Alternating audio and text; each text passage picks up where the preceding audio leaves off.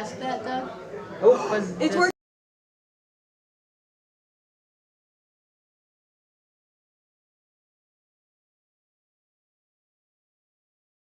Yeah, it's up out there. It's almost max. Volume up out there. Can you hear me out there? Can you hear me? Check. Okay. Check. Okay. Good? All right. Should we close the door then? Yeah. Yes. Okay. All right. Are they gonna have video too? Yes, They are. they have it all already. Wow. Okay. So we have to talk like loud. What was the problem?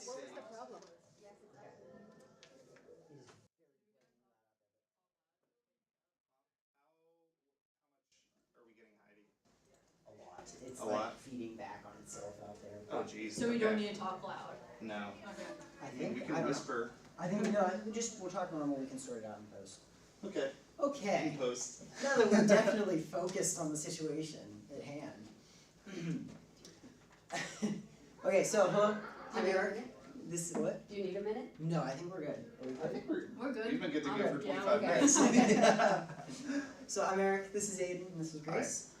In case in the copious amount of times you didn't read already, we're here to present you what we're calling the BOPN initiative, which stands for Bulky and Oversized Pickup for the Neighborhood as a solution for the waste abandonment here in Beaver Falls.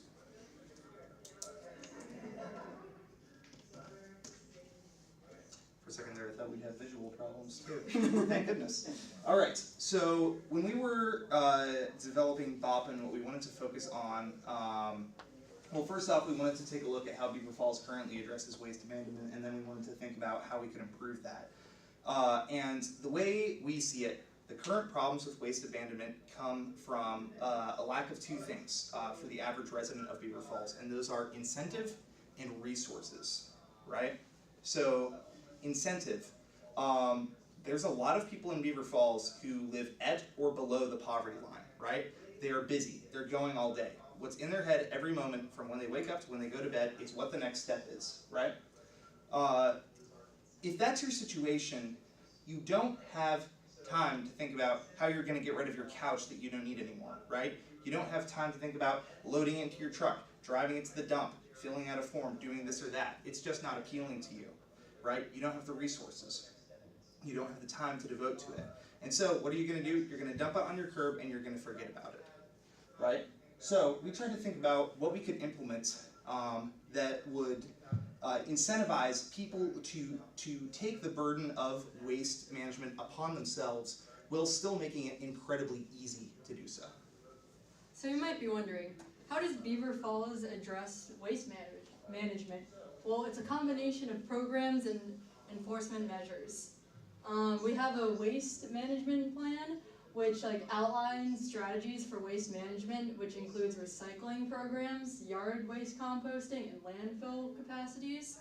We also have a recycling and yard waste program, which utilizes yard waste composting, which reduces the amount of waste to landfills and stuff. We have a enforcement, which helps prohibit illegal dumping and requires residents to purchase an annual permit for the yard waste facility. And lastly, we have a municipal support, which provides compliance assistance to all 54 of them in the county.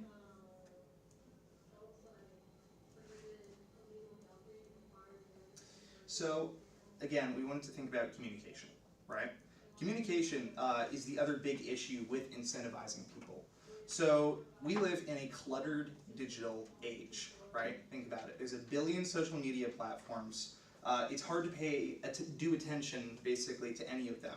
The city of Beaver Falls does have a presence on a lot of major ones, most notably it has a Facebook page, it has an Instagram page, all that.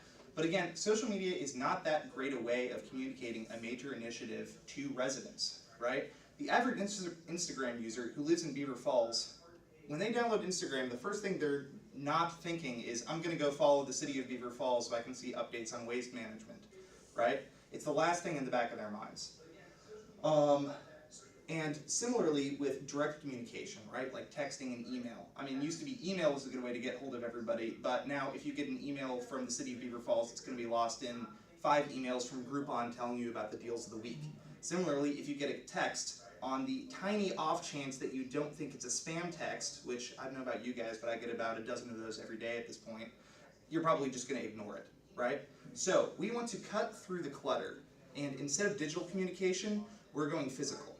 What we foresee is planting out a flyer, which we have a few examples of here for you. We had to staple them together because the printer doesn't go double-sided for some reason. What we're thinking is print out a flyer, put a QR code on the back so that people can access the form that we're planning to set up. And basically, the way this works, you scan it, right? As you can see on the flyer, we've heavily incentivized that it takes less than 5 minutes to do. You scan it, you fill out a form with the basic details of the trash that you're trying to get away, right? A large bulky item, a couch, say, right? You fill that out, you upload a photo, and then you list when it needs to be picked up. And the best part is we are further incentivizing it by anybody who fills out this form and has their trash approved, and again, more on that later, their waste bill for the next month is going to be reduced. So people will save money by participating in this initiative. So a little more on our QR code setup. As you can see, the front side would be advertising the initiative, kind of giving some general information about it. So the hope would be that as they come home from the day, they might see this on their door, pull it off, look at it, see that we are going to be enforcing this ordinance about dumping a little heavier, a little more rigorously now. And hopefully because of that, they will save, perhaps putting it up on their fridge, the back side of that flyer, sticking it up there for the next time. Maybe they're moving out in a few weeks. Maybe they know they need to get a new couch soon because the cat clawed it up. Whenever they then scan this QR code, if you could go to the next slide. When you scan that QR code, it brings you over onto that left side there to a simple sheet.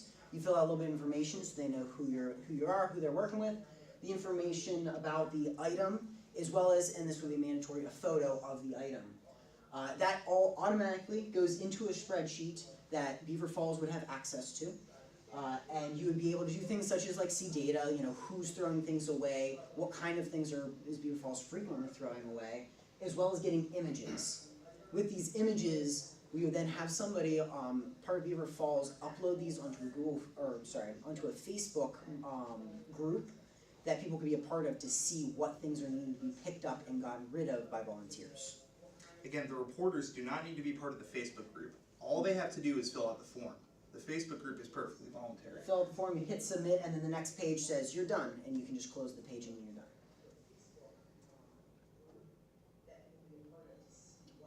So some rules we have is that we're going to hire a moderator that will oversee everything. So it won't just be like a free-for-all. You can like raid people's backyards and stuff.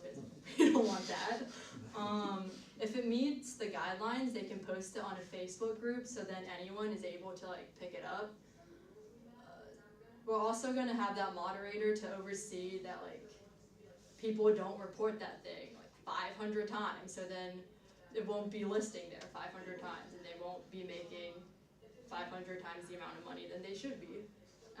We also will have like, when you upload it, you're gonna have to upload a photo with a description, so it's not just like couch. It'll be like couch, yada yada, photo.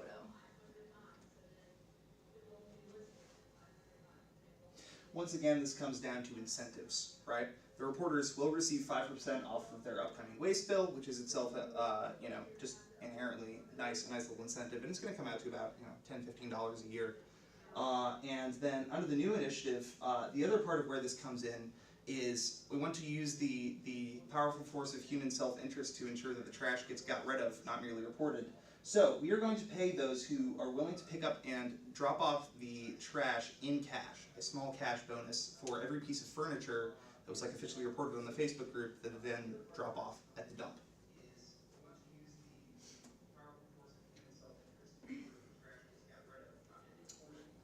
So you might ask who exactly will be doing this, and this leads to kind of the source of our inspiration for this initiative, and that would be scrappers. Doug, this morning you said that there are scrappers that will go about, they'll collect scrap metal and take it so that they can get a little bit of money for it. And we thought, well, we have other things being left out that we want gotten rid of. Scrappers are already doing it for some things. What if we found a way to incentivize them to take more things and make it feasible for them to take more things? So that was kind of the inspiration behind this idea. So the idea that would be that then, just like metal, they can also pick up couches and cabinets and refrigerators if they have the means to, and get paid for that trash, rather than us needing to put the burden on the city. And if the scrapper, additional thing would be, if the scrapper wants it, they say, hey, cool, a free couch. They could take it, or they could even try and resell it, just as long as it stays off the street. And this would all be through that Facebook marketplace, through that Facebook group. So if other people, other residents wanted to go on, maybe they don't want to be a scrapper, so to speak, they could go on there and see, hey, someone's getting rid of a couch that's in perfectly good condition, they're just moving out. There's a better way now that they can see, oh, hey, free couch if I want it and if I have the means to get it. This also leads into then our partnership equation. In order to make all this work, obviously we've listed a couple different people. So the first piece of our equation would be local law enforcement and anyone enforcing the ordinances in the area. We'd be asking them to just be a little bit more rigorous, a little more strict with enforcing these, be trying to get on people about not leaving out their waste, their large waste. The second piece would then be the scrappers. So hopefully residents don't want to just dump it out there without telling the city. So they'll tell the city, once it gets approved, they can set it out on their curb, and then the scrappers and anybody else in the community can then go out and pick up those pieces for us and for the city. And the final piece of this equation would be partnering with the dump. So obviously, if these scrappers are being told they'll get a small cash reward for this, they can then take it out to the dump. We would partner with the dump, so they would check the Facebook or whatever sheet, see the item that has been brought in is indeed approved and on that list. So that way it's not just random couches and junk from whatever pile someone's bringing in. It's been approved, they can go, and what that means is normally whenever, if I were to bring a couch right now to the dump, the dump would say, okay, well, you have to pay us this amount to take care of it. So in this new initiative, if this person brought forward an approved piece of trash, approved piece of waste, the city would take the burden of that disposal, as they would if the city department was informed of something being dumped on the train tracks. They would take that burden, and they would also then have, the dump would then give a small cash advance, once again funded by the city, to those scrappers.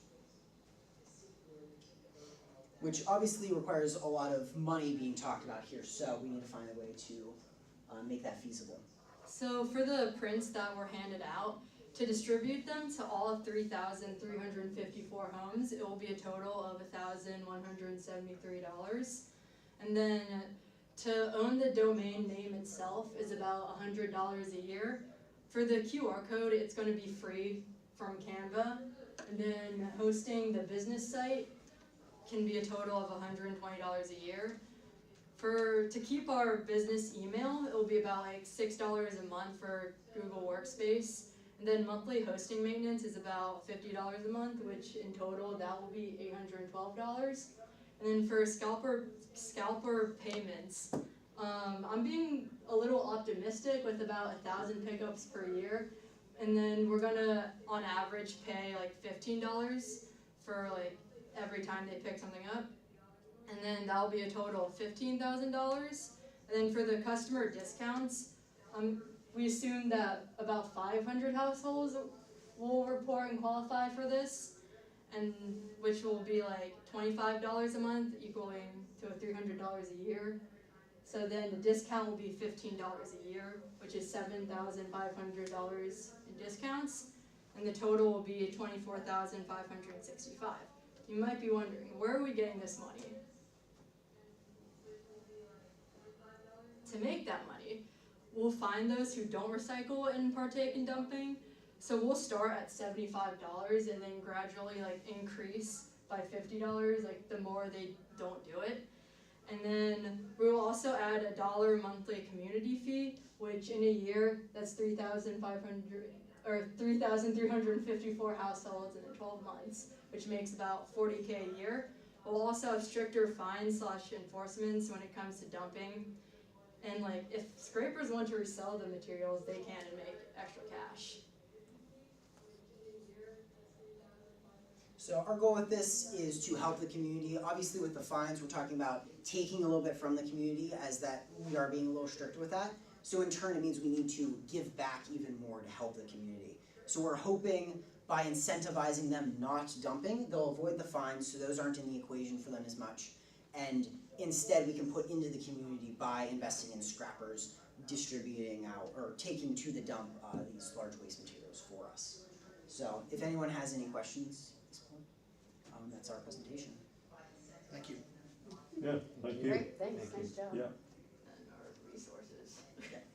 Yeah, so first of all, I want to say, I think you've done an amazing job of understanding an issue when you're only college students and really getting into the complexity of code violations and all that sort of thing. So you did a great job on that. How did you think about ways that people, a lot of your system is based on the goodwill, people being trustworthy, and the problems mostly occur from people who don't have that level of goodwill or trustworthiness. So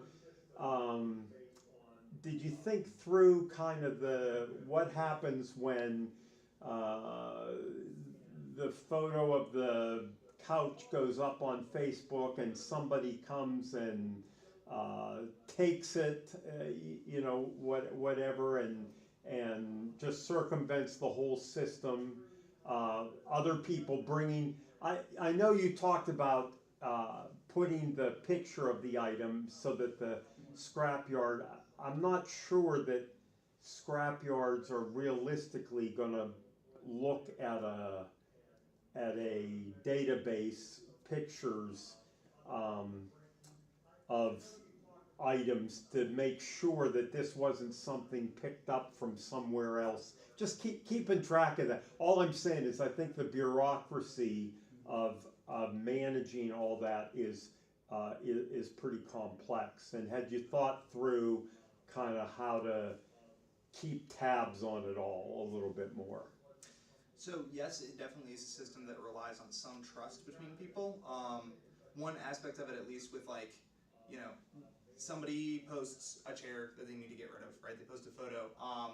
Whoever reaches their house first, you don't have to put on Facebook I claim this chair or whatever. It's just, if you reach the chair first, then you get access to it, and it's as simple as that. As for your database checking concern, that is perfectly valid. It could potentially be an issue, but I think it'll also be fairly easy, surprisingly, for whoever's at the dump checking on the stuff to just pull up Facebook, right, where the photo's supposed to be posted, and then just scroll through your recent post and oh, there it is, you're all set to go. Yeah. Is there any concern about listing addresses on Facebook for scrappers to sort of, know where people live? And, would there be any concerns, safety concerns with, if I had, would I be nervous to put my address on Facebook for people to come by? I think that, because I'm gonna understand some of what scrappers do is they look on Facebook Marketplace to see who's getting rid of something random. That because a lot of times, and I know Geneva has done this a little bit with wood pallets for bonfires, is if they see, a lot of times people will do $0 for some pallets or for some scrap metal, just come and pick it up. So I think that is one of the things a lot of scrappers do. Another thing is they'll roll through the neighborhood and look for it. So I feel like they are already probably passing people's houses. I don't think there is a concern with just that address being there. One concern that I guess we don't exactly have a perfect solution to would be if a scrapper were to see, oh, this address is getting rid of all these things, they're probably moving out. And if they were a little bit more nefariously minded, they might try and scrap the house knowing that it's empty. And I guess we do not have a good solution to that. But I think that in terms of just the day-to-day, one couch, one this or that, it shouldn't be much of a concern as if it was just a Facebook Marketplace post. And even there, you don't really have a much higher percentage of risk than you do of the house just being, a subject of normal breaking and entering, right? I mean, criminals are criminals, and they're gonna find ways to commit what they want to do somehow. But again, people willingly put their address in the internet all the time in places like Craigslist and Facebook Marketplace already. So I don't really feel like this is that much of a step. Another thing that could go into that is if something were to happen, you can look back at, okay, well, who picked up that couch? Maybe there's a connection there.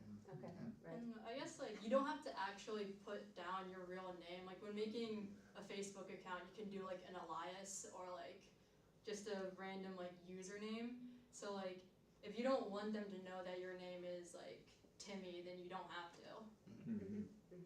And similarly, even like you don't have to let them into your house necessarily. I mean, what the vast majority of people do with their waste right now is just haul it out onto the curb and leave it there.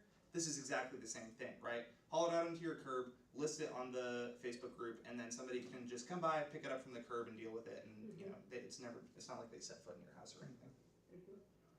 I had one, what's the sort of time frame for rolling out the heavier enforcement? Because I was thinking that when the rules come down, when the rules come down heavier, people get sneakier, and suddenly I'm putting my couch in the river. Mhm. So would it be sort of like a gradual, like it's getting a little heavier, because I can imagine people in mass sort of rejecting it if it all falls in one season. Yeah, we actually debated a little bit back with the pamphlet, should we even mention the increase in regulations? Because we wanted to be friendly, we wanted to try and like show this new opportunity. And so one of the things would be probably needing to coincide with this new initiative, so that way people don't just throw away the pamphlet and throw away their QR code, which would be likely available on any city websites or social media pages. But probably pretty simultaneously it would be enforced more, maybe starting enforcement where law enforcement and code enforcers are looking out for more and maybe are giving warnings at first, but they're being diligent with it. And then it can expand into, okay, now it's a fine. You've been warned and you know about this new system, now it's gonna be fine. It would be a pretty quick. So thank you so much, everyone. I'm gonna cut off questions. Yep. I've Mhm. reviewed in interest of time, but thank you very much. There's also like a minute lag probably outside, just. Yeah. There's a lot. A minute, just delaying the motion. Great, nice. Thank you. Thank you. Yeah, nice job. Thank you. Yep. That is my water.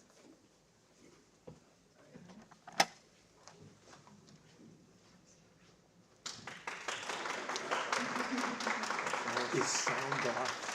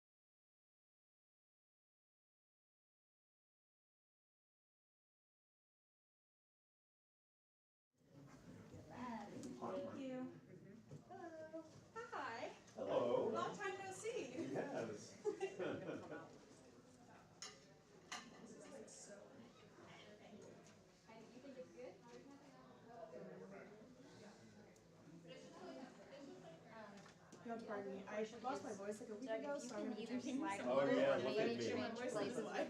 with Dan, because we can see the back of your head for most of the time. Yeah, so, okay. So I'm gonna slide over your way. I mean, if you wanna be best friends with Wendy, that's fine, or maybe you two could switch. Oh, just do the height, I get it. Yeah, it's just you're abundantly tall. I get it. When you were asking questions, actually, that was when your head moved out of the space, but. When I asked the question, I Yeah, you- slumped down in my chair, I guess. Yeah. For you, Dan, that's perfect. Is that good? Yeah, you can't see you at all. Front row seat.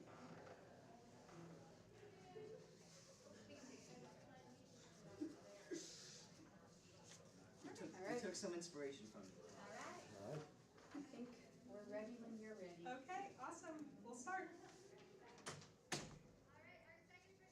Okay, our sound is not working. You could give us a second. Very sorry about that. Is the audio It too? might be audio through the presentation. Let me try one thing. Click the little audio thing. Yeah. Let me restart, so sorry. It's still not working. It's still not working. So sorry again. I'm gonna restart. Apologize. Yeah, no, it's basically Good idea. See, I don't even have time to do anything with this. I just need to get rid of it. Yeah. Yeah. Honestly, yeah. Are you here? Yeah, it's me. I guess we should just leave it. Yeah. Maybe we get charged for using a chair. I know they're not gonna come around for a while, but it's just Beaver Falls. It's literally just Beaver Falls. They're not gonna do anything about it. Stop! Is this you? Well, it shouldn't be, because today we're going to talk about waste abandonment in Beaver Falls. Hello, my name is Cameron.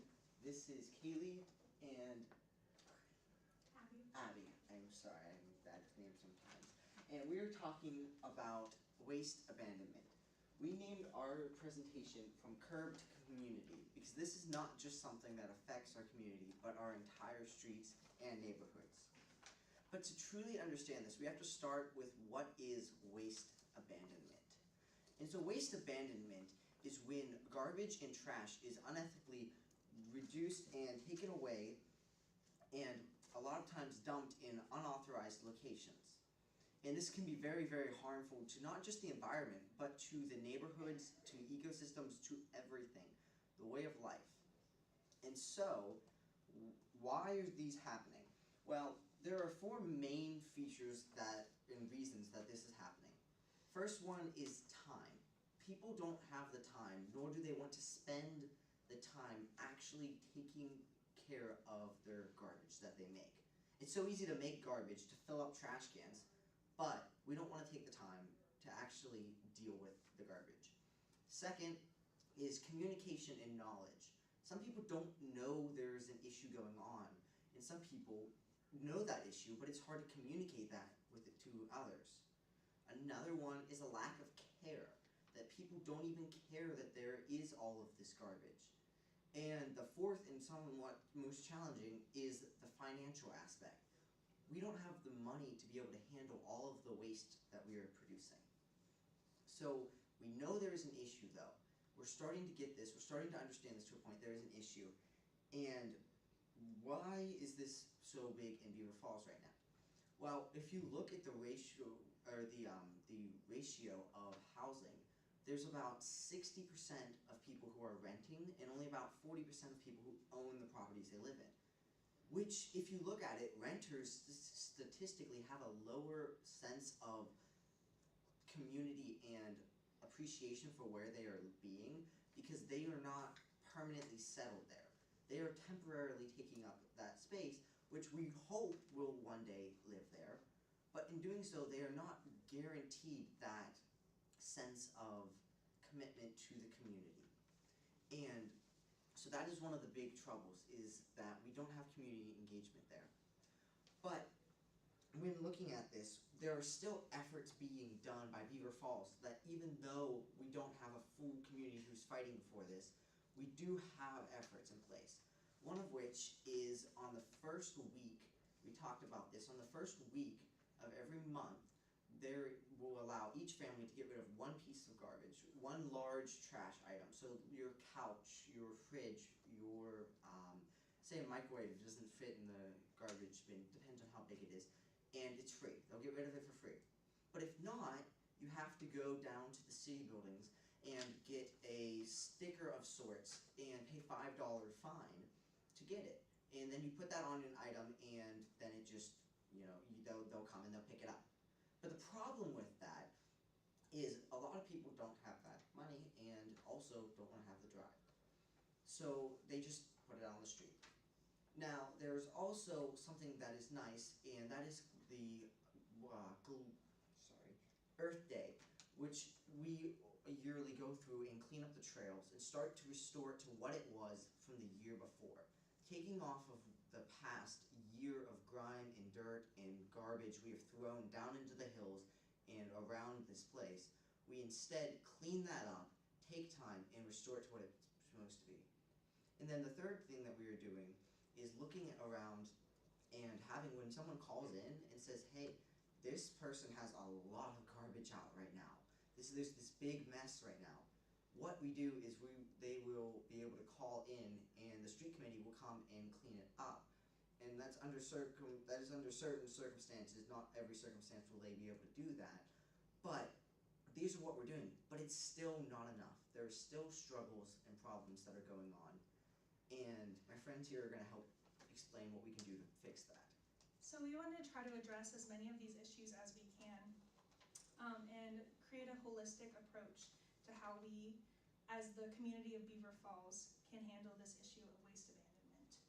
One of the first issues that we talked about and that we want to look at is the accessibility of the waste, of getting waste management for people who are abandoning their waste. As Cameron talked about, one of the current ways that happens is if someone does have a bulk item that is not being put out on the first of the month, this person can go to the city buildings and they can request a sticker to put on those items for the trash to come pick up. We like this idea, but we kind of want to modernize it for a way that the people of Beaver Falls would be able to access in a much simpler way. We got the idea for a work order from Geneva College, where when a building has an issue, any resident or any student of Geneva College can go onto Geneva's website and go put in a work order.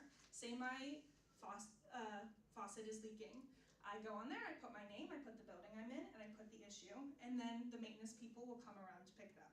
We had a very similar issue where instead of the stickers, where the person goes into the city building and purchases a sticker, they can do it online through the website of the city of Beaver Falls. There would be forms, the person could go on, put their name, put their address, describe the object that is being left on the curb, and instead of the stickers, they would just know through the communication of the city of Beaver Falls and Valley Waste Management that this specific item is okay to be picked up. And it would, from there, would be the exact same process.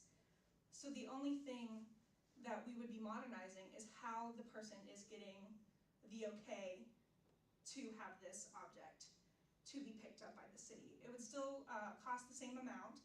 It would still be $5, but we believe that the people would be much more likely to go about this way, so they wouldn't have to take time out of their day, often their work day, to go into a building and purchase a sticker. Whereas if at 2 a.m. I decide I want to get rid of my couch, I can go on and fill out that form, and I don't have to wait for the next day or the next week or the next month when it's most convenient for me, because I can go on right then and there and decide that I want to put my couch on the curb. We believe that this would be a good way for the city of Beaver Falls to look at this issue in a pragmatic and practical way, where it's not a grandiose idea, but it is a simple way that changes could be made now and could create lots of impact, because creating a form and putting it on a website is not a hard thing to do, and it would not cost a good amount of money. It could be something that could be done in a very simple amount of time and would deeply benefit, we think, the people of Beaver Falls. Along with this accessibility, we find that the problem of education on this topic is also just greatly, and it could be an impact on this community, just because a lot of people understand that, yeah, recycling is the way we do it, trash, like this is how we do the trash, but why do we do this? And what's the purpose of this whole thing of we have to recycle just like this, and this is why we don't put the things on the curb. But being able to educate the people and the students and everyone in our community would just give a better benefit to the community of showing them why and what the greater purpose of what we are doing is. And a way we can educate people is by going to the main source of education, which would be our school system with school assemblies. Elementary students are taught in their standards and in the curriculum what recycling is, and reduce, reuse, recycle, and everything is shown to these younger students, but a lot of times when they get to the high school, everything just kind of falls through the cracks and they forget what the purpose is and why we do this. And so if we're able to teach the high school students, we're able to create a stronger base for the students that are very in the near future going to be adults and have these homes and be the ones in charge of this recycling and the people who are putting the things on the curb. Or if we teach them right now, they won't be putting this on the curb. They'll be doing what we had with the accessibility option that we chose with the forms, and whatever time we need to, we were able to do this. Another way with schools is this class dojo that you had mentioned. That's how the teachers are able to talk to the parents right then and there. It's a very quick and easy thing to do that the parents are pretty sure to see, because they want to know what's going on in their students' lives and their children's lives. And if they're able to use this website, it's a lot easier than seeing the newspaper, and it would cost a lot less as well than seeing the newspaper, because newspaper ads cost money. So Class Dojo is just a great way to do that. Along with Class Dojo, that kind of bleeds into social media.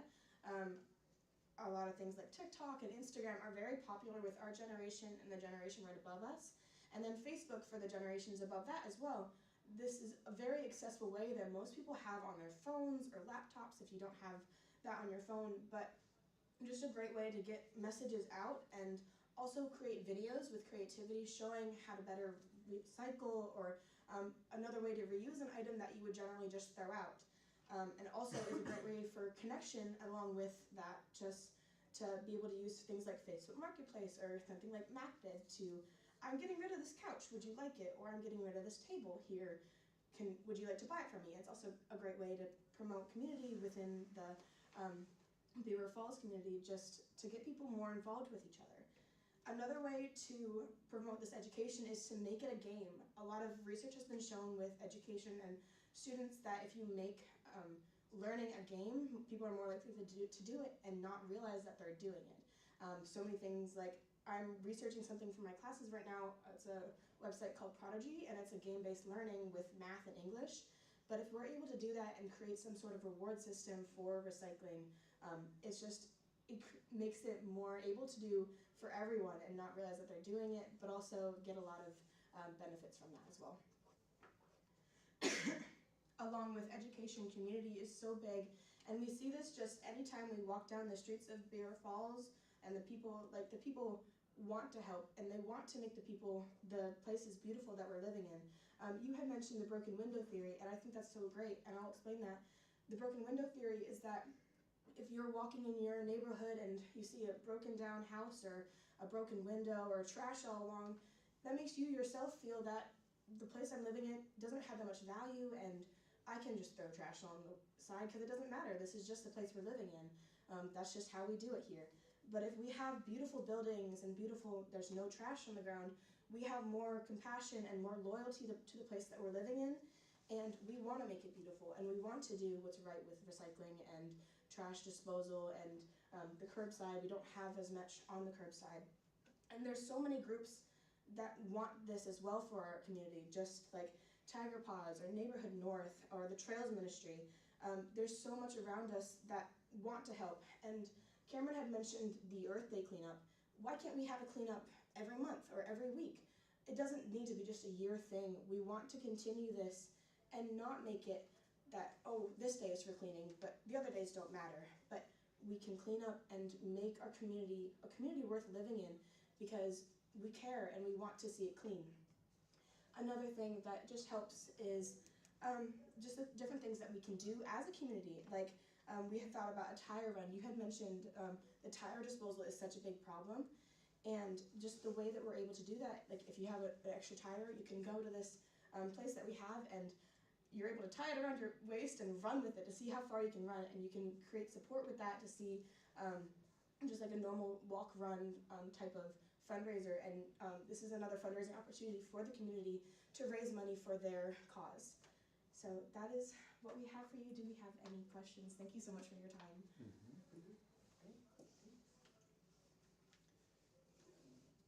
You did a great job, and you got into the lower levels of stuff. On the education idea, who would be overseeing that? I mean, where's the idea to, who does that? Who feeds information, encourages the school to do something like that? How do you foresee that happening? So I'm not from this area, but Right. in my area where I'm from, we have a lot of different clubs, even in the school system. Mm-hmm. That is an Interact Club that works closely with the community and wants to build the community up. And in our Interact Club, we actually did a roadside cleanup. So my friend and I, we were just on 1 mile, and we were able to pick up 5 trash bags full of things just sporadically throughout this just 1 mile stretch. So if different clubs like that in communities are able to, or the CDC is able to, and just help educate these students on what the right way and what the correct steps could be to recycle, would just be so helpful. And just to see different parts of community come together in the same cause is just so helpful as well for the students and for the students' parents as well. How do you think, what would be your ideas or suggestions on how do you make organizations or people care enough to do that, right? So it's, so like a more regular cleanup day that you had suggested. What's the motivation, the incentive, the coordination of that? It's of course everyone would agree that more cleanup is better than less cleanup. The more cleanup, the better, right? So how does that happen? How do you coordinate that? What's the motivation behind that? I think a lot of that has to do with community aspects and having motivation behind it, as in not making it an exclusive thing. Not leaving it as one thing that's, okay, this is just gonna be a cleanup, but let's get together and have more than that. Like, in the sense of, I know there's a park nearby that they do a lot of different events at. If you say attach it as part of that event, like say, okay, on this schedule of events, we're going to have vendors here, we're going to have, because Beaver Falls brings in stuff like that. If we do that, attach this to it, say we're gonna have this. And I know it might not seem super entertaining or super fun in the beginning, but it's the idea of slowly working to grow and to gain that community together. And so I'd say tying it in the beginning, tying it into other groups, and so it's not just like a single, okay, we're gonna go walk along the roadside for, a mile and clean up garbage, but say, hey, we're going to have a little bit of, we're gonna have some vendors, we're gonna have food trucks, and we're gonna be cleaning up our community. We're gonna spend an afternoon focused about cleaning up the community, but also looking at and celebrating why we should be cleaning up the community. Because there's so much that there is to offer here at Beaver Falls. With that, like the First Fridays that I've seen like some signs up for, that could be a great place to just start to incorporate this. And also with that as well, like you can make it a fundraiser that however many bags you collect, that you can find someone in the community that is doing well and is wanting to give back for like a tax write-off or anything like that. They can say like however many bags you get, like this amount goes to charity and things like that. The ultimate goal is to keep the costs low, but still start a change that can compile and compile, and that will eventually grow to be bigger than the beginning. Because a lot of things cost a lot of money, but starting small can make just as much of an impact if the community takes a step in it, and also if the higher up and the authorities take a step and work together. So that's our goal with this. And I was wondering how you guys plan to deal with so there are the good-natured community members who step up their game, and then the wicked folks who take advantage of that and double their garbage game. Is there sort of like a negative reinforcement plan to keep them in line? 30 seconds to answer that question. In regard to which specific aspect, sorry? They're like, you guys are bringing heart to Beaver Falls, and then people are like, this is awesome. I can send out twice as much garbage now. All these people are doing a great job. Thanks, neighbor. I think to a point, you have to balance that there are always going to be people who are not going to want to do the right thing, but it takes doing the right thing to be able to have that. And there's where fines and penalties can come into play, but we want positive reinforcement rather than negative reinforcement. That's the ultimate goal. Also, that people are not necessarily bad. Like, we all have the common grace that God has given us, and so we want to be good in just nature. We want to be good, and of course there are sinful creatures, and we all are sinful creatures, but the purpose of our life is not to be bad. We want to be good, and we want to be able to care for our community. Thank you. Mhm. Thank you, Yep. guys.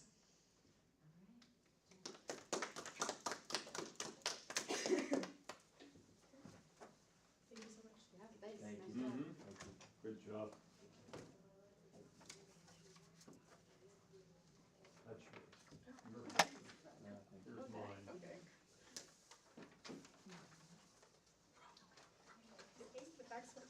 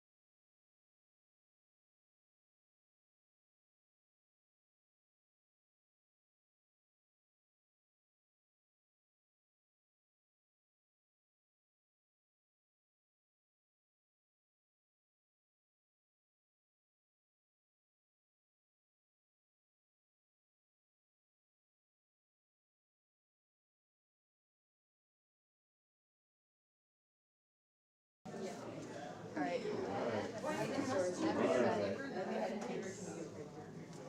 We can do the computer over there, that's fine. Huh? If I stand right here, am I in your guys' way? You're not in my, yeah, that works. Yeah, I'll stand here then. I've been running groups. Yeah, I think Yeah. Thank you. Yeah, that last group, did they have trouble on the screen? Yeah, just a little bit. Yeah, they were being good to clear the TV screen, but, Not that. and then the first one, I heard the back of my head was the star of the show. Great view. Yeah, I saw it. Maybe thinning a little bit. Yes, it is thinning back there. Thank you for mentioning that. Great start, right?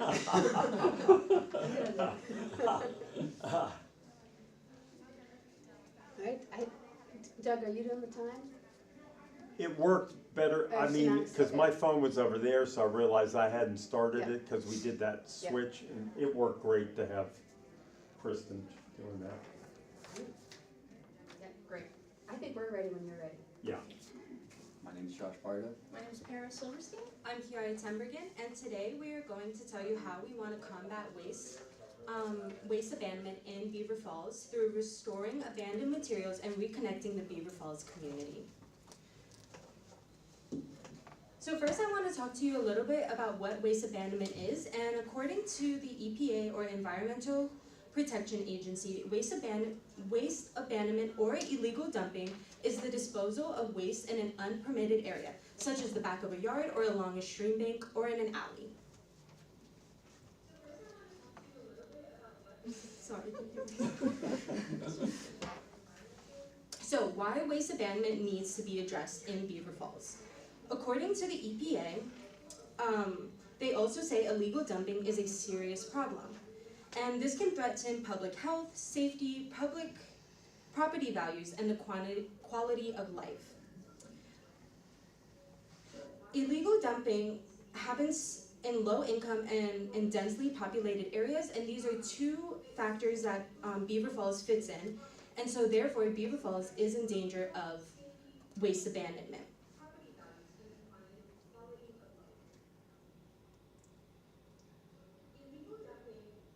I'm dancing. Yeah, It's really weird. should we? She's gonna try to talk. Sorry about that. Yeah, it's hard when you hear yourself delayed. By a minute. Why don't? It's okay. So waste abandonment needs to be addressed because it endangers human health and environment, as well as it is also financially costly.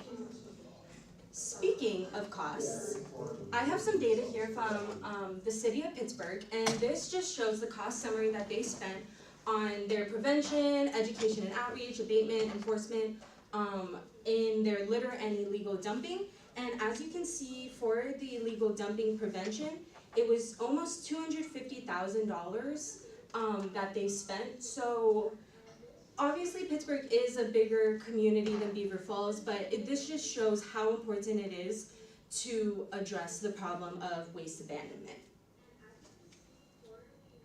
And there are some obvious barriers to this, such as money, convenience, knowledge of how to properly dispose of your waste. People have difficulty moving their items, such as elderly people. There are people who live in dilapidated buildings, and there are plenty of dilapidated buildings around, and even just vacant lots where debris can pile up. And there seems to be a general kind of like unhappiness with the waste program around here. We were looking on Yelp, and there were many reviews of just untimeliness, a lot of just discontent. People were upset about having one pickup for big, large items. We also have a lot of renters who aren't as incentivized to care for the property or to even properly dispose of their waste. And Beaver Falls, at least, does have some sort of services in place. We have subscriptions tied into the sewage bill for waste removal, but the billing is sort of uncertain until you get into it and really talk to the people. You can't go on their website and find a set price for anything except for what their have a drop-off facility where you can drop certain things off, typically $3 per bag, or a minimum of $30 per truckload.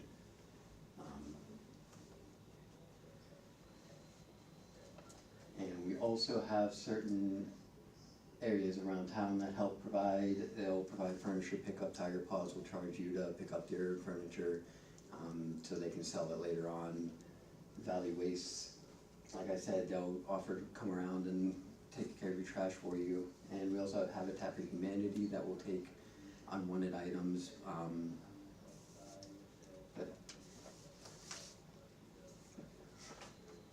So how is our proposal going to be different? So unlike these alternatives for picking up abandoned waste, we want it to be free for people. We want it to be a place where people can learn things, make things, reuse old things, and not just throw it away wherever they want to, but have a designated place for them to go. So here's our proposal. Restore. We want to have a place where students in the community can come and have a safe place to build, to learn, and to make new things. This solution will also help handle the abundance of waste that are on our streets today. So the in-depth of our proposal. So we want to use Geneva's building that they just got. It's near the river if you didn't know. And we want to make it a restoring facility where we'll have people either bring their old furniture or we will go out and get it ourselves. So U-Haul actually has a community outreach program which we can apply to be in, and they can let us use their trucks. And we can use those trucks to go get these couches, chairs, all the things that people can't bring over themselves. And we're going to ask local churches to help with doing that so that we can have it done about twice a month. And so this would help people not want to put stuff out on the curb when it's not time, because then they have 3 opportunities to put it out. So it lowers the chance of things being left on the streets. We also wanted to ask the Beaver Falls City Council for money. We're hoping for a $5,000 grant, because that would be enough for all the supplies we need for the rebuilding process. So what we're thinking about the rebuilding process is where students in the community come in, they have all this old stuff, and they get to take it apart, and they get to rebuild new furniture that they can take home for free and have in their own house, so they actually want to do it. And then also, when people come to bring their stuff to us, there's a drop-off location outside where we'll have workers come, sort through the stuff that we can actually reuse and stuff that we just can't, like, say a couch that's infested with fleas or something. They just throw that out. And we'll get one of the big disposal cans from Valley Waste, because they have programs where you can get one of those. And then Valley Waste would come and get that and take it away, so that it would keep it off the streets. I just want to clarify a few things on this slide. So for instance, when we say we want to use Geneva College's new land/building for a restoring facility, we do understand that Geneva College does have plans for that building. We don't necessarily even really need that much access to the building, but we were thinking, and it's incentivized, because we were thinking with this with this place where people can drop off, and then they can't get in yet to the facility. They can just drop off, and then on Saturdays, that's going to be the days where students can sort and use the materials there. We were thinking for through the engineering department, a lot of times they, for even the floats that over homecoming, they could use these types of materials there. We also thought for sociology classes, they, part of their program is that they have the students go out and take part, for instance, I took part in Dare to Excel.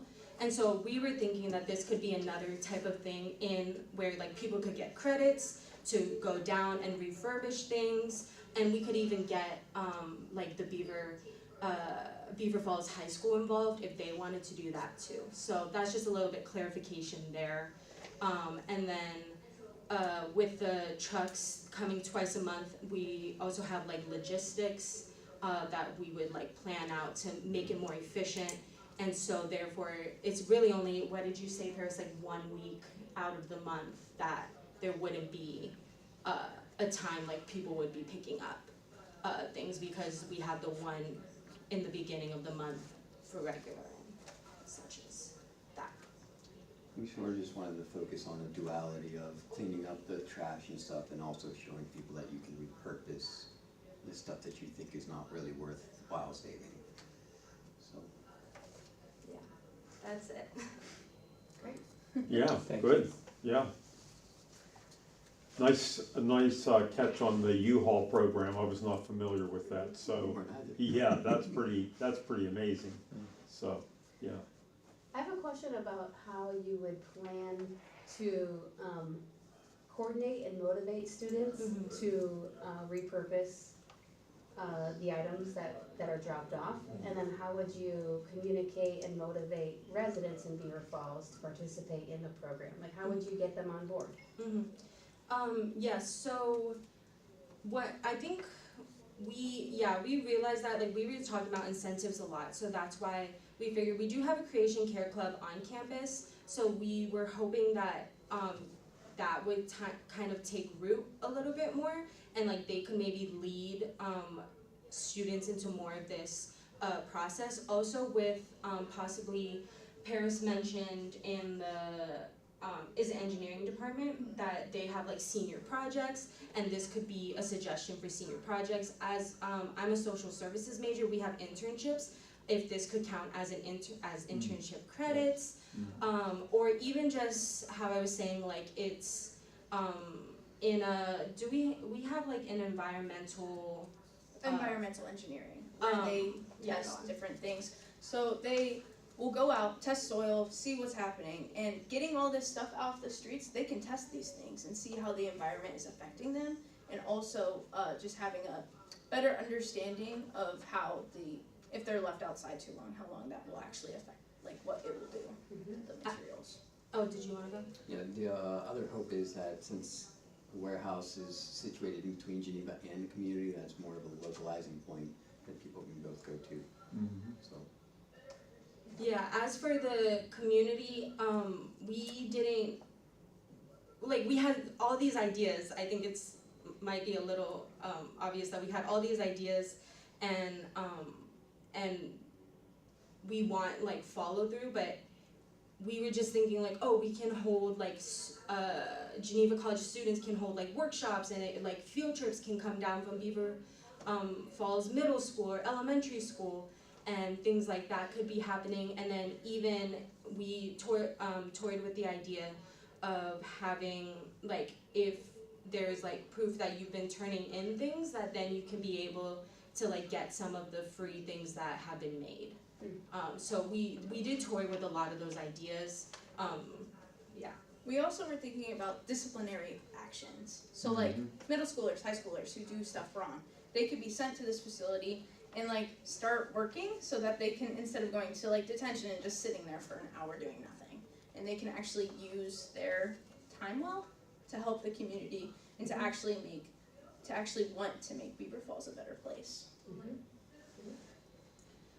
Had you thought through any of you're usually the bad guy question, but people who, when you open a site and say, hey, you can leave things here, that it quickly attracts people leaving all sorts of, now you sort of worked on that, because you said we're gonna have a dumpster and we're gonna get that stuff sorted out.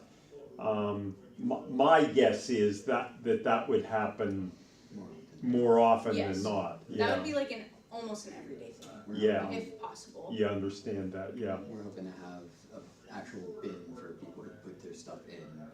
Even if they throw it in, at least it'll be contained to that area, and then we can go through afterwards. Yeah. So, still gonna be messy, but. It's better than being on the streets. I Yeah. think, so. Any other questions? Do you have any questions? You mentioned the building that Geneva just acquired. how are you gonna share that with Geneva and convince them to give you the space? Well, I actually don't even know what it's for. I think that the building's pretty big, if you've seen it. It's, I don't know how exactly big it is, but for our idea, we really don't need that much space. Most of it's already outside. Yeah. And so the only part that would need to be inside is the building part. And then we also were thinking about getting an overhang, so that stuff that can't be like in the rain and stuff, it can just go underneath the overhang and be fine, or like have plasters or tarps over them. How would you prevent the space from becoming a dump? You know, filled with lots of extra trash that That's really should not be dumped there. That's the reason we have the dumpster there regularly getting emptied out, so we'll sort through it consistently, hopefully with like, every time we like go to pick up stuff, you'll come back and kind of do a little bit of sorting, a little bit of sorting. Yeah, and the Valley Waste would come once a week and grab it, just like that, and we would pay them for that, so that it would get rid of all of the stuff we don't want. Thank you. All right, great, Mhm. thanks, good job. Thank you. Yeah.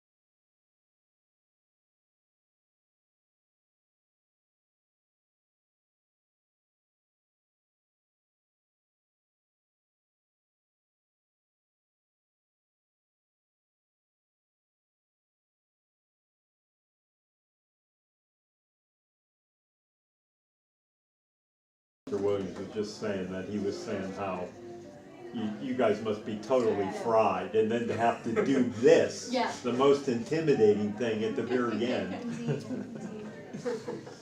And there was a reason why this was supposed to be a entire semester project. Whoa. Oh yeah, oh yeah. On one day. So take that into consideration for everyone involved. If we did this in a day, Yeah. we were didn't just have saying any that. information coming into this. Yeah. So, no, but I think it Did was, you know the problem coming into this? Yes, we knew that it was supposed to be about waste abandonment considering Beaver Falls, but that was about it. That was what was on the postcard and the emails that we were sent, but other than that, we weren't really, I mean, I guess we could have done preparation research beforehand, but I don't think any of us did. That should work. We told you we gave you everything that you needed today. And we did. This, I think yeah, I hit that before, no?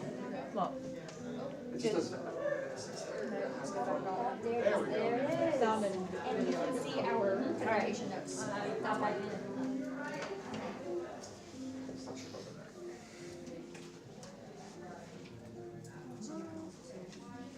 Alright.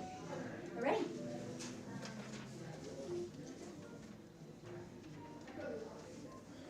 There's a timer up here, which is very handy. You've already gone very much over time, so I guess it's time.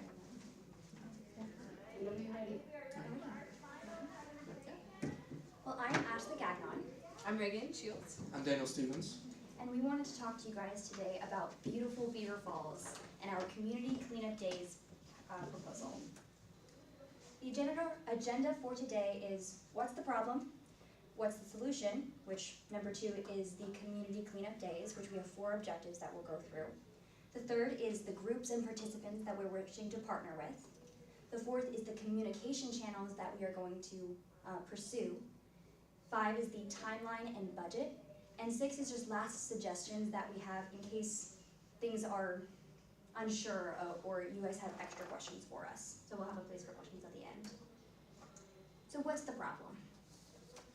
As you know, there has been a poor disposal of large furniture items in the Beaver Falls area, especially in the downtown area, as well as poor disposal of electronic waste, or e-waste as we will be calling it, whether that's televisions, computers, fridges that people just don't want, and they just abandon them on the roads, as well as litter and small trash that has been throughout our entire beautiful city.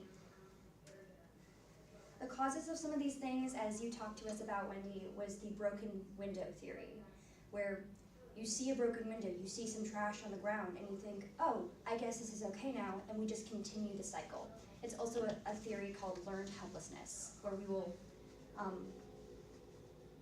it is a theory that psychology uses to explain why people are stuck in the same mindsets and behaviors, which also makes sense on why it works the other way too. If you have investments in a community, if you promote growth and a future here, then that's why it works better, and it will promote that investment future mindset as well. Another cause is a low community engagement and hope because of the broken window theory, that we're not seeing a lot of community engagement. Thankfully, we do have some organizations that are trying to reboot that hope and resilience through Neighborhood North, through Baby Bello, through just the mayor doing her very best to help through everything that's been going on. And there's been low community buy-in. By what we mean that is there's not really a reason or an incentive to continue to help with the Beaver Falls community and to buy into the program. There also may be a lack of transportation for those who are trying to dispose of trash. If there are people who are trying, but they don't have the car or they don't have the resources to get to the places that they need to. So what's the solution? What are we trying to do here? Our solution would be a community cleanup days, which is a few days throughout the year that we would want to host an event. We would try and get the Community Development Corporation, or the CDC, to host and organize this event in partnership with volunteers from the community, Tire Paws Ministries, and Valley Waste Services to create this event and host it in the community. It would be held twice a year, once in April, near Earth Day, which is coming up soon. and in early September, so that the students from Geneva College could also be helping in the community, helping through this event, and so that the high school students and middle school students could also use their manpower to help with the event as well, as Reagan will explain more of. Yeah. So with the event, like we said, there's kind of 4 main objectives. So we wanted to split kind of the problems that we saw with waste abandonment into 4 main categories and kind of address those with the event. So the first one would be the bike trail. We want to make sure we're going to have a group that would be collecting trash, furniture, any other waste that they find along the trail. The second one would be electronic waste needs to be disposed of, usually in different ways than ordinary waste. So we want to have a way to collect that, hopefully to gather it in, we were thinking the BCCS parking lot, have people bring all their electronic waste to one nearby spot, and then although Valley Waste won't come and pick up your electronic waste for you, it seems from their website that they will accept it if you bring it to them and do have a way to dispose of it. So that's a way to kind of provide transportation for disposal of electronic waste. With litter and small trash, we want to have different groups collecting litter along roads and sidewalks in downtown Beaver Falls, and then possibly also on College Hill, a group there. And then the fourth thing would be large furniture and appliances. So we want volunteers who are able to, first of all, move large furniture from people's, houses or wherever they have it, transport it, provide transportation to, again, take it to Valley Waste Services to dispose of it at their actual facility. So, along with those 4 kind of strategies, we have different publics or participants associated with each one. So for the bike trail, we'd like residents of Beaver Falls to volunteer for that, as well as hopefully to have Geneva students participate in that part. And that was one thing that we took when we heard Wendy earlier, was that Beaver Falls residents and Geneva students may have some perceptions of each other that aren't necessarily true. And we think that it'd be a really good idea for them to have a way to work together, meet each other, form some relationships. Electronic waste, hopefully we would get some volunteers from other nonprofits in the Beaver Falls community, and possibly, depending on how many partners we have for that, including Geneva College and that part of the plan as well. For litter and small trash, we thought that would be a fun thing for middle and elementary students to do, possibly with their parents if they want to participate as well. So to have Beaver Falls middle and elementary students work on the downtown area, and BCCS middle and elementary students work on the College Hill area. And then the last one would be large furniture and appliances. Obviously, we want Tiger Paws to be involved and be able to take any used but donatable furniture that we have. And then to help with some manpower for that, that's why we put the high school students from Beaver Falls and BCCS with that part of the program. And hopefully kind of get them involved with Tiger Paws, because high school students are a really great option for maybe they want to tutor at Tiger Paws, maybe they want to help on a regular basis with the furniture bank. So that's a way to kind of get those 2 groups connected as well. So with this, some of this I touched on a little bit. Like I said, Geneva students connecting with Beaver Falls residents, Tiger Paws connecting with high school students, and then the other thing would be, again, connecting Geneva with the nonprofits who are working together on the electronic waste portion of the project. And then lastly, maybe a little bit of some sort of school versus school competition, like who can collect more trash, and just kind of, getting middle and elementary school students a little more excited to help on a community project. So these are channels of communication, how we would like to hopefully promote these events. So the first one, to reach current Beaver Falls residents, you said Facebook was one of the most popular ways. We want this on the community calendar as well, to reach current residents. For schools, we want to utilize Class Dojo and also send personal email invitations to schools, to other nonprofits in the Beaver Falls area, to, other organizations that we want to partner with. And then posters, hopefully can reach Geneva College students, although we do have about 1 million posters on campus all the time. But, I do look at them fairly frequently, so, keep some posters up around Geneva and maybe in the Beaver Falls downtown area as well, in businesses. And then all of those communication channels should all direct whoever's viewing them to the Beaver Falls City website, where hopefully there's some sort of page to say, hey, I'm interested in signing up for this event, just so you can get a feel for how many people are interested in participating, and can we split them up into groups and actually make those kind of 4 strategies that we had happen with the amount of people who are interested in it. So now we need to work out how we're going to implement this, right? This needs to happen in real life and ideally soon, right? So the first thing, the main idea we're going to do is have the CDC run it. They seem like the most well-organized and well-structured organization out of all the nonprofits, so they seem to be the best option to sort of be the figurehead and control the logistical operations of it. Then we have partnering with the other organizations like Tiger Paws and other organizations like that, because you want to check with them first, see, hey, are you available at this time to do this and that and the other? Can you do this, that, and the other? Who do you have available for all these things? What resources, what trucks, all that stuff, just to iron out what do we have and what can we use to get this done. And then finally we want to start advertising. Like a few weeks beforehand we start advertising. Also during the stage we grab sponsors, we start fundraising for it as well. Then here we start putting it in action. We advertise, we put stuff on billboards or bulletins. We send out those emails. We communicate with them in every way that we can. And then, like I said before about the sponsors, during the fundraising part in the middle, that about 6-month range, where you can do fundraising and stuff like that. So to pay for this, we're thinking about getting sponsors, like businesses, so you can put ads on the flyers and things like that, sponsored by this company.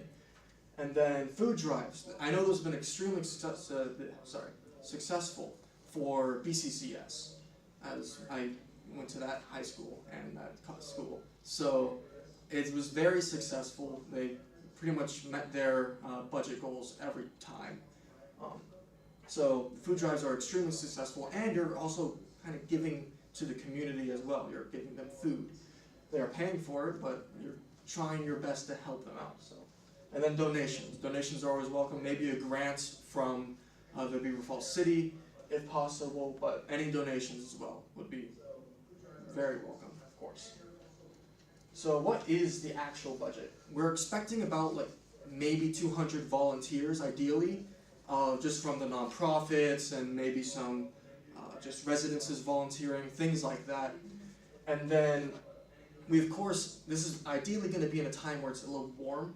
So just to be safe, be on the safe side, we want to provide water to everybody, just to avoid heat stroke, dehydration, anything that might be there, just so that make sure nobody may have a medical problem, right? And then there's paying the Valley Waste for waste drop off, and that's where since we're collecting all of these large items, when we do this big call of garbage, trying to clear out everything and as much as we can in one fell swoop. It's going to cost about $30 to drop it off and have them handle it. So we need to be able to pay for that. And then the advertising, which we expect to be about $500 to $1,000, roughly around that range. And then we also want to give gift cards to those volunteers to drive the trucks and stuff like that. And that's where the sponsors can also help to come in. Maybe the sponsors gives gift cards to those people who volunteer for their businesses, so that they come in and it's like, oh, I got this gift card from this business. And they give the business, so there's more of an incentive for the business to sponsor the event in the first place. And then the total amount of cost that we expect from this is about $1,000 to $2,000 overall. So, some of the needs of Beaver Falls that we were considering here.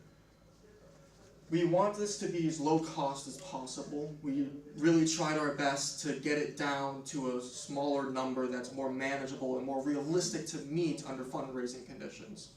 And then we want it to be more towards a weekend time, so that, hey, if you don't have work this time because you're working a 9 to 5 from Monday to Friday, you have your weekends off, maybe you're just like, all right, maybe I'll go check this thing out, see what this is about, maybe help out a bit. Whatever it is, just to free up time, make it as less of a reason not to go as possible.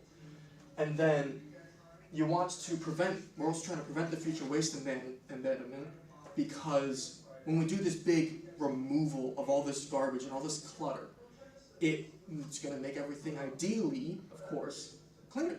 You're going to see you hopefully will see a massive change, everything's cleaner, and then it gets into people's minds. They're like, oh, this is clean now. I don't want to mess this up anymore. This isn't Beaver Falls where it was all trash everywhere, this, that, the other. It's clean. And that type of incentive to keep, now people are still going to have their habits of throwing stuff out, but hopefully after some times of doing this event, it gets into people's mind, this is clean, this is a clean place, this is a clean city, I want to keep it clean. And that, hopefully then they just start being cleaner as a result. Thank you.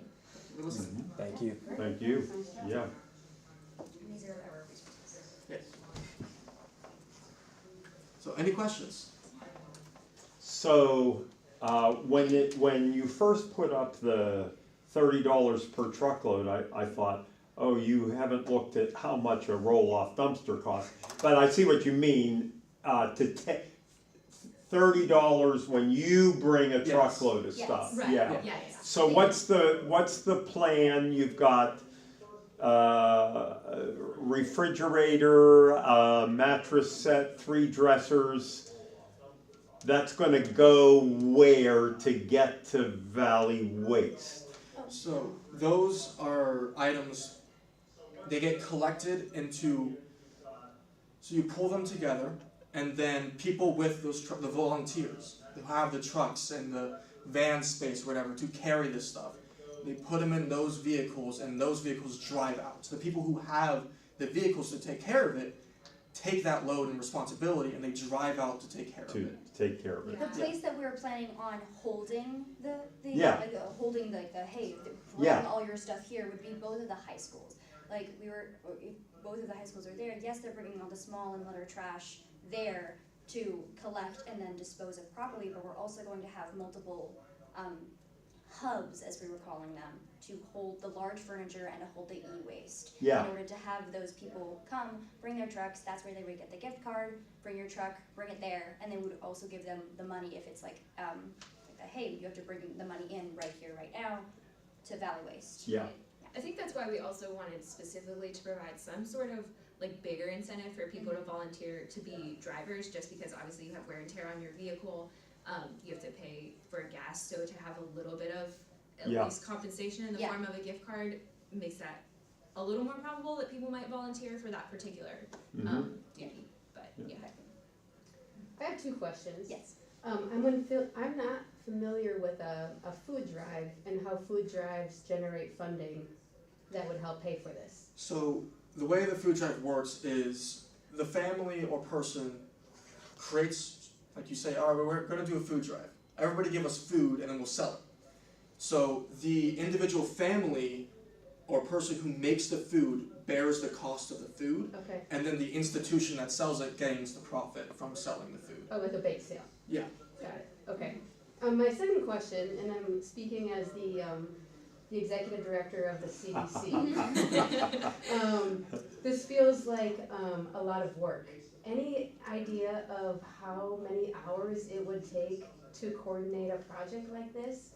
And would there be any other solution than putting the workload, the coordinating workload, on a couple individuals who work for the CDC? Would a committee or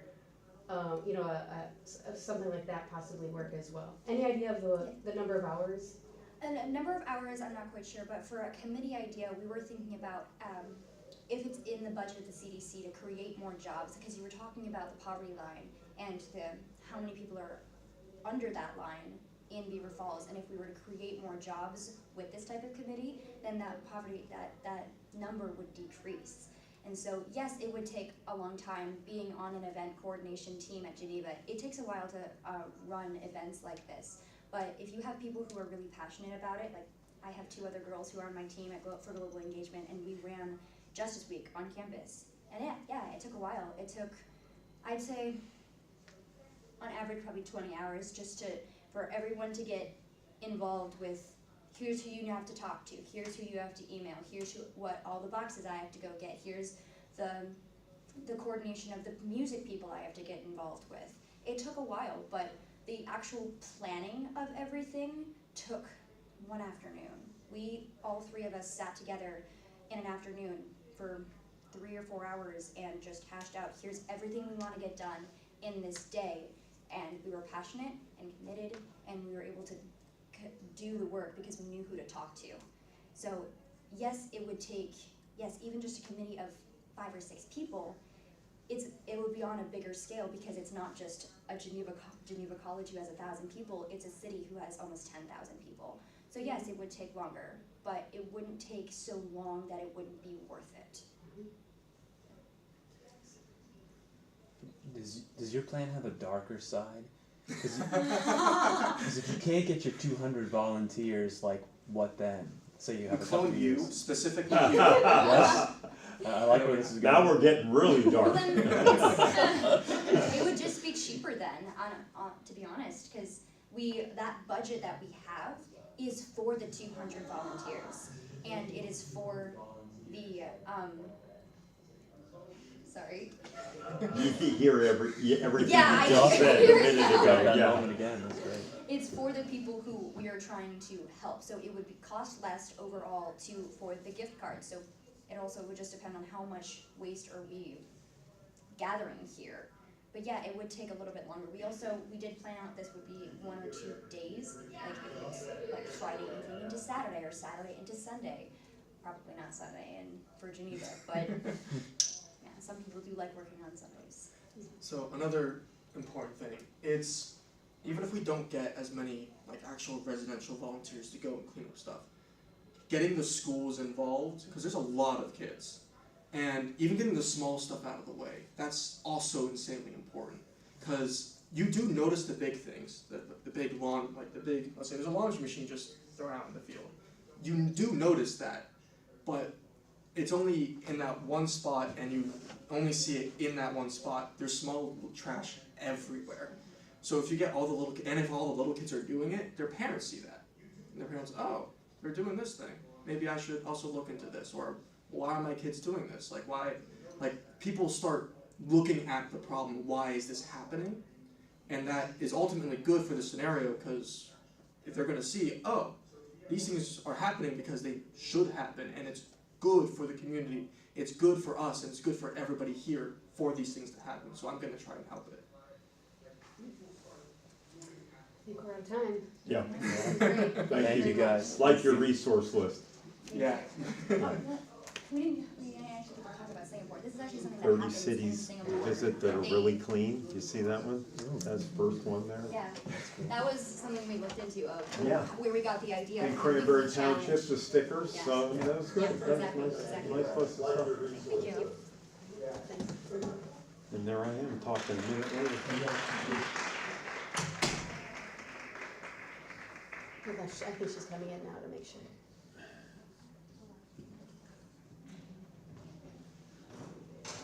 Alright, great. You have some space to deliberate, or maybe take a moment to